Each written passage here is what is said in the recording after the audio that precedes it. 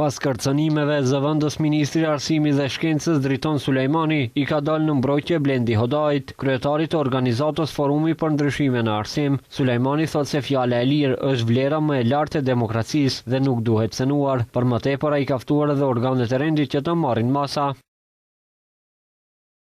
Dënoja është për kërcënimet e bëra ndaj Blendi Hodait dhe shpreh për krahjen time ndaj tij. Ftoi organet përgjegjëse ta hulumtojnë këtë rast. Fjala e lirë është vlera më e lartë e demokracisë.